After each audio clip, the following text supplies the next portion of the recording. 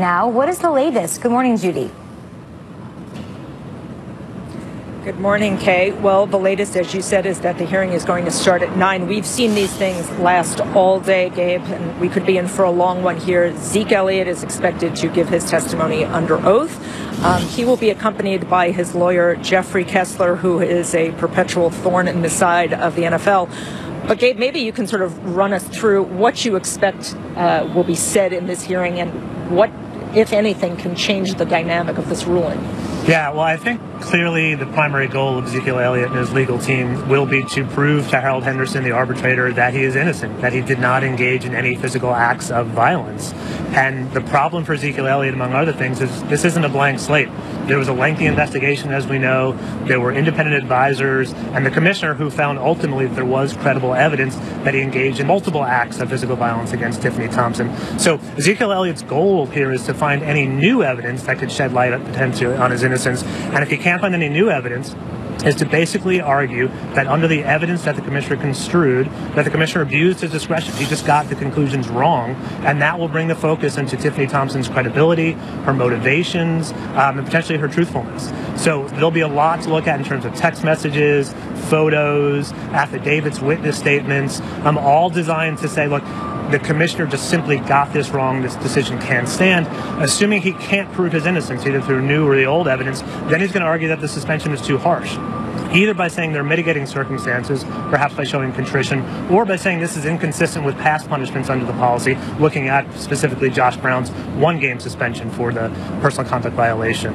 And then finally, he'll argue that there's problems with the procedure, that this investigation took way too long. It prejudiced him by pushing us right up to the brink of the regular season, and that Harold Henderson shouldn't be hearing this case because he's not neutral, and that Harold Henderson made some questionable decisions by not allowing Tiffany Thompson to be present to testify and by excluding the notes of her interviews during the investigation. It's probably worth noting that as soon as this hearing ends, then the clock starts ticking, and that is the real question that we'll face at the end of the day, is how fast will this ruling come from Harold Henderson? As everybody knows, the regular season starts next week.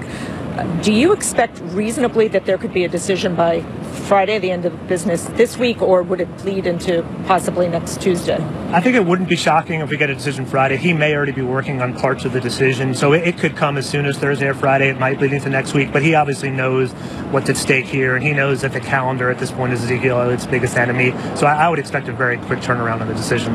And of course, guys, we know this is merely the first step. Everybody expects, including people in the league office, expect that unless somehow this decision gets vacated entirely, that they will go to court and that Zeke Elliott will seek an injunction that would at least hit pause on this case and allow him to play while it works its way through courts. Great stuff, guys. We'll talk to you the rest of the morning. We do have our NFL Network insider, Ian Rappaport, standing by with more on Zeke Elliott. Ian, take it away. Yeah, I've been talking to sources informed of this situation early this morning, Kate. I'm told Ezekiel Elliott will give his testimony to his appeals hearing under oath. A little bit of a wrinkle here, obviously aimed at bolstering his credibility in opposition to what Zeke and his team's goals are, which is to show that the accuser, Tiffany Thompson, is not credible. This reminds us of Tom Brady in his Deflategate hearing a couple years back. Brady ended up doing the same thing. Ian, while I have you, what's going on with Vontaze Burfict's situation? Is his appeal today, too? Yeah, it is today, and Vontaze Burfict is appealing his 5-game suspension for a hit on Chiefs fullback Anthony Sherman, and something that Vontaze Burfict has come out very publicly and said it is a legal hit, said Sherman told him it was a legal hit, but this comes in opposition to one of the NFL's points of emphasis this year, which is saying that receivers running routes now have defenseless player protection. The NFL contends that Burfict hit Sherman in the head and neck area with his shoulder and helmet.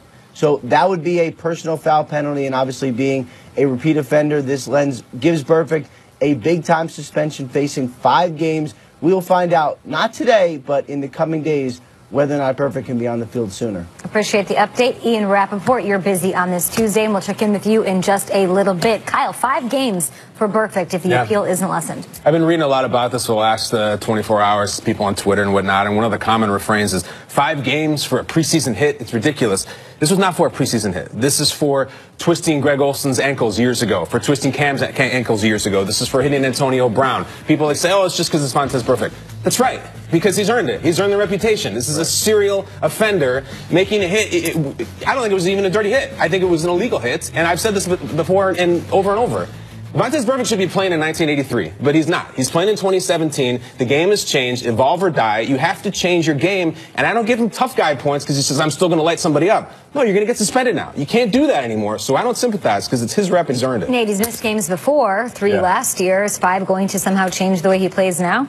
I would hope so, because we're talking about money lost, but more importantly, you're talking about one of the best players on the field. We look at what he did in this preseason. He was lighting it up. He was an absolute standout, and he is that every time he's on the field. But Kyle's right. Listen, you have to adjust with the times. These rules, they change every single year. This game is constantly evolving, and if you don't evolve, then you'll be sitting on the sideline or sitting at home. I just want some consistency in it. Why 5 games for a preseason hit? Then what happens, in the postseason? He does the stuff with Antonio Brown. It's only 3 games.